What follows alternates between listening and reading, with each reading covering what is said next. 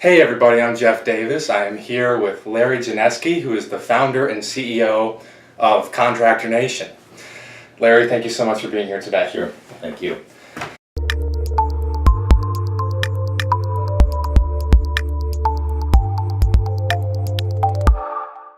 So I've been to a number of his leadership training seminars, which I love. I mean, I just have pages and pages of notes, and I've also read his book, The Highest Calling.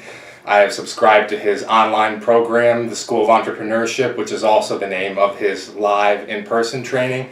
And he has a lot of practical leadership insight, wisdom, and knowledge. So I wanted to convey from him to you directly here today some of those insights.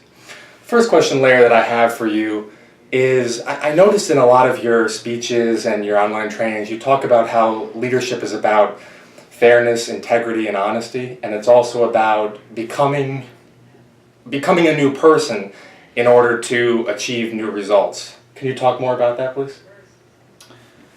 Well, leadership development is personal development, I mean, you have to be able to lead yourself first. So that's why, if you want to be a leader worth following, that other people will follow, you've got to be the type of individual, the type of person that other people would follow. So if you don't have integrity, if you're not fair, then other people just naturally aren't going to do that. That's what we as human beings do. So you got to be able to manage yourself first and lead yourself first and show other people that that you have values that people gravitate to, and you've got to show that you live by them.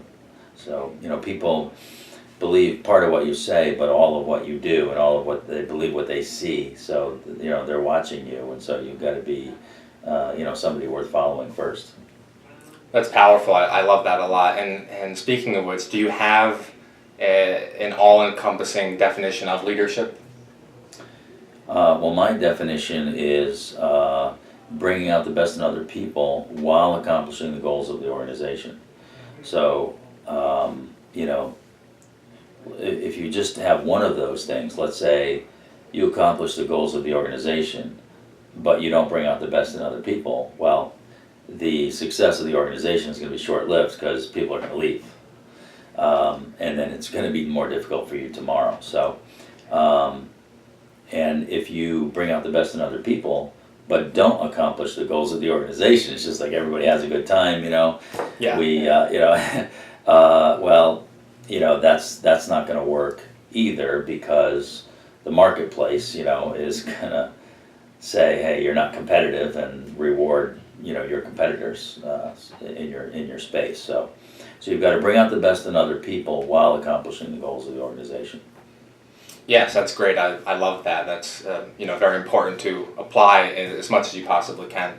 Another question that comes to mind is when I'm speaking about leadership to various audiences, I talk about how it's important for the leaders to put their employees before money, power, and ego, and that can often include the clients. There's a lot of gray area here because it's easier to do that with let's say, a smaller client than a bigger client. What I want to ask you is that if there was an employee who made a mistake, should it be that particular employee to apologize to the client, or should it be more so the hired leaders in the company? If an employee makes a mistake with a client? Yes. Well, I mean, I think the employee should apologize, because that's human, right? Yeah. I mean, if no matter who we are, no matter what our relationship is, if I'm working with you and I make a mistake, I mean, the human thing to do would be to say, hey, I'm sorry, as far as leaders taking responsibility, well, the leader always has to take responsibility, because, you hire that person, you trained them or not, you set up the situations where this mistake occurred, so, you have to take responsibility and apologize on behalf of the organization, you know what I mean? So the individual apologizes on their own personal behalf, but the leader takes responsibility on the part of the organization. Wow, that's powerful, and thank you for that. That helps, because when I get that question, it's challenging to respond to, so that helps me as well. Building off of that question, Do you think that a company should always put the employee before the client, or are there a lot of variations and gray area to that?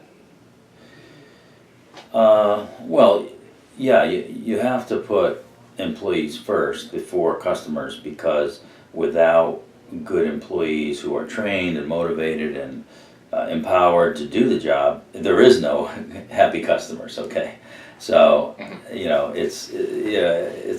it's not a chicken or the egg. It's clearly we need to have good employees who are performing, who are doing the customer facing work before we can have happy customers. So it's employee first. And in a mature company, you have clients and you have employees, and maybe the client has been here for 10 years and the employee has been here for 1. Okay, and the client is very big and the employee is a junior employee. So then you got to say, all right, well, the client is really important here, and we just, so, it depends on the situation, but overall, it's typically, employee first. Okay. Yeah. That's very powerful. Thank you for delving into those nuances. And would you say that if a client is, let's say, not only if they're difficult to work with, because there's always going to be challenges and ups and downs in the day-to-day, but if a client is dysfunctional in a way that's impeding or causing hindrances to working with them, is it okay to respectfully tell them that those failures to communicate are impeding workflow in terms of meeting the client's needs, or is it better to just let them sort out their own issues while you focus more on your own stuff? Well, yeah, I mean, if your project depends on the client's participation and they're not participating, you got to tell them, and, sometimes we fire a client, They say, look, you're better off somewhere else, and, it's okay, and you can go elsewhere because it's just not worth the trouble, Yes, that's very true. So I want to transition the conversation a little bit actually to your book, The Highest Calling, which I listened to on audio in my car, and I mean this sincerely. It was one of the best books I've ever come across. Very powerful lessons on both success in business and in life.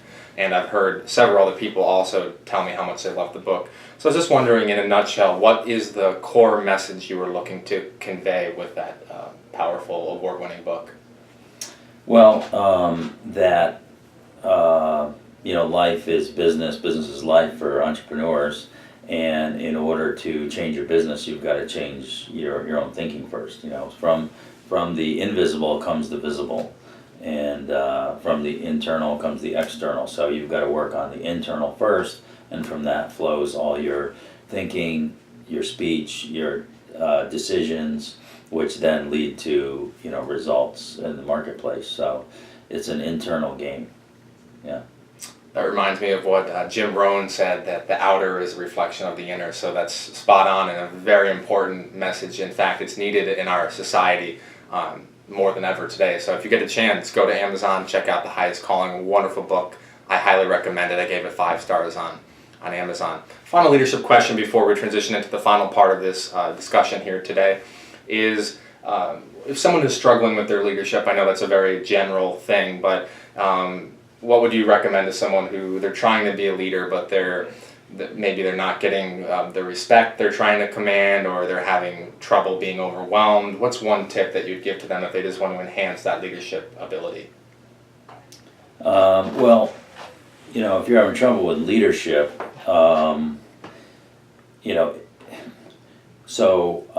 leadership happens whether you have a title or not. Right, so if you have a title and you say, okay, I'm a leader because I have this title, but nobody seems to be listening to me or following, well, it's because you're not a leader, in reality, And there's some people who have no title that people follow, So I would look inward and learn, You can adjust your or influence your internal thoughts by what you learn, and the people that you're around and your environment, and then the decisions that you made about what happened to you in the past. So that's how we change our life, right?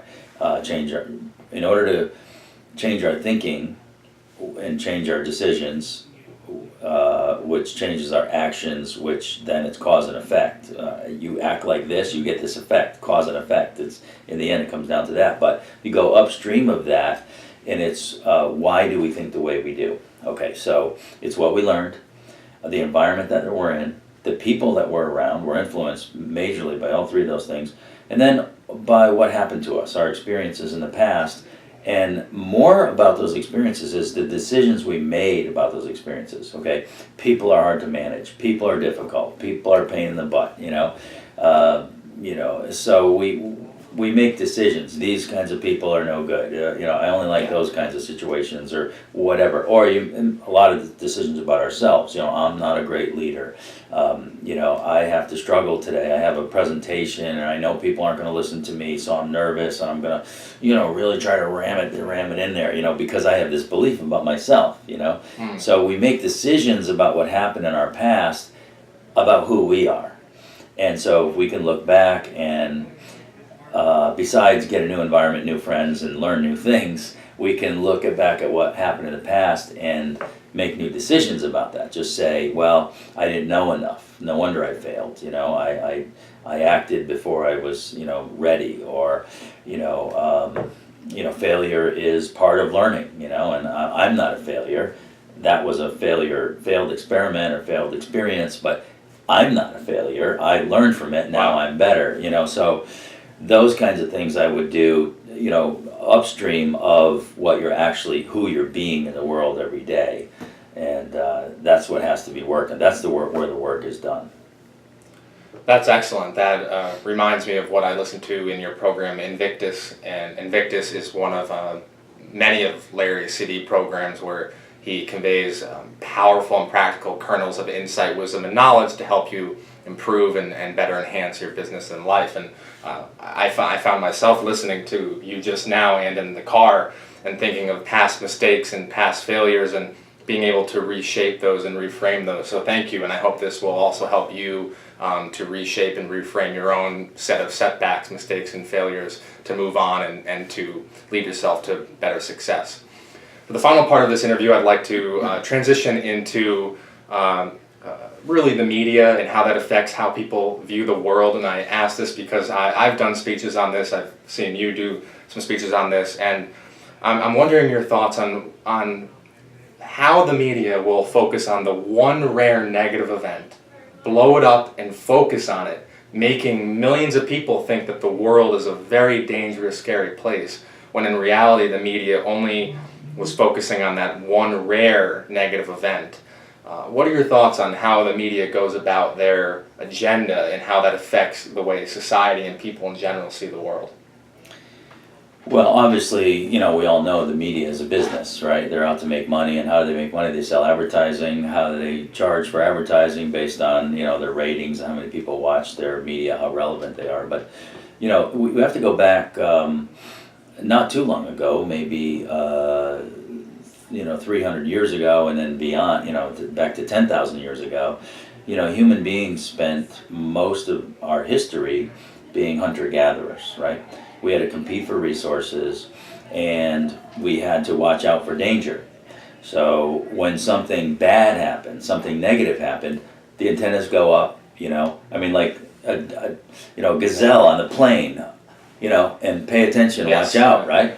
And so we have that in us, right? It didn't just change in the last 200 years since the Industrial Revolution and all the comforts of home. And in the United States, we don't have to worry about somebody,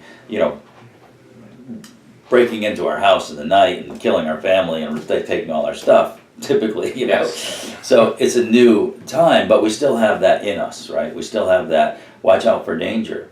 And it's sort of an addiction, right? So the news knows this, and they exploit that. So if they want us to pay attention, they make a scandal, make a big problem out of something, and they say, stay tuned. This story is unfolding, and Wow. and so we do that. So we have to know that that's in us, and that this feeling that we have to pay attention to the negative is no longer necessary or relevant, and it's in many ways it's just hurting us because that's our environment. If we listen to the news or read the news all the time, and that's the people that we're hanging around, and that's what we're learning. right? Those are the influencers. So if we get that out of our life and we replace it with something positive, then, but there's so many people that are still addicted to negativity because of this reason, because we think it's a matter of survival, that the news, keeps it going. But all we can do is control the controllables, and that's yourself. And if you want to be happier and be more productive, then just get the news out of your life. Yes, that is really spot on. I could not possibly agree with more, and I'm very passionate about sharing that message with the world, that it's the agenda of the media to monetize your attention. Speaking of which, I know that there are people who, no judgment here by the way, but who are addicted to media, and that could include television, it could be social media, it could be some app on their phones. What are some habits they can implement to replace those addictive behaviors that would more readily enhance their lives? Well, I would do something that takes me toward my major goal in life, So in order to, make a dream come true, you got to have one. So, you got to decide what is, it's all going to be over for us, right, soon. Nobody gets out of here alive. Yes. And we got to decide what am I going to do while I'm here, while I'm in my 30s, while I'm in my 40s or my 50s or whatever it is. I have my health so far. I got to make it count right now. And what do I want to really do here? What's what big thing do I want to accomplish for myself, for my family, for my community, or to whatever is important to me? And set those big goals and do something that moves me toward that goal. Learn something, take action, get completely involved in that, so there's no time for trivia like news. That's what I say. Yes, very well said. And piggybacking off of that, I've seen one of your presentations in which you talk about the most important skill of the 21st century is being able to block out distractions and to really concentrate on what's at hand. I would just wanted to quickly get your thoughts on that, on the importance of blocking out those distractions and being conscious of how you're spending your time. Yeah, there's so much, we have a supercomputer in our pocket. Yes. And it's feeding us everyone else's agenda. Marketers, our friends, and everyone has an agenda and they all want our attention. So we have to control that and focus that on the things that are most important to us. We can't let our attention just go by circumstance. I start my day, and whatever buzzes or beeps or emails or text or media that comes at me, that's what I'll focus my attention. You're just a puppet, using your own sovereign life to actually accomplish what's important to you. So oftentimes accomplishing something important means bucking the popular trend. It's not following the habits of the crowd. And everyone is, addicted to, when we have a few seconds, we want to scroll something, we want to click on something, And if we just can focus, because to do anything worthwhile, you're not going to do it in, 20-second packages. You got to sit down, butt in seat for hours, focusing on something, take a break and go back to focusing on it. Take a break, go back to focusing on it. And the more percentage of your working time and awake time you spend on the most important thing to you, the better, instead of everyone else's agenda. So ignore Facebook, turn off all the notifications, put your phone in airplane mode and get to work. That is outstanding. I would highly suggest and advise that you listen to this man. Larry Janesky is a huge success, and I soak in a lot of his wisdom, so hopefully you did as well. This is so much great content here, so I really appreciate your time. Any parting thoughts, any words of wisdom? Well, we encourage people to join thinkdaily.com. It's my daily blog, a very short message of the day. We have 30,000 people that get it every day, and there's Think Daily for business people, if you're a business person. So we pledge never to share your email address with anybody. I've never done that. I've been writing them every weekday since 2009. So and that's one thing you can do. You go to LarryJanesky.com for more resources. And if you're a home improvement, home service, home repair contractor, The School of Entrepreneurship is what I highly recommend. It's it's my passion. I teach people, contractors, how to be successful, and it's at thesoe.com. It's an online platform. So thesoe.com, and we have a free trial. You can check out the videos there, and that's what I can offer. And my book, thehighestcalling.com, on Amazon, and my CDs, Masterpiece and Invictus, on Amazon, where we blend music and personal development audio in a very creative way, like nothing you've ever heard of before. So, lot to check out there. So thank you. I highly recommend all those resources. I've checked them out myself, and they were all top notch and excellent. Larry, really appreciate your time here today. Please feel free to subscribe to my YouTube channel for more great leadership insights. And as always, my friend, I will see you at the mountaintop.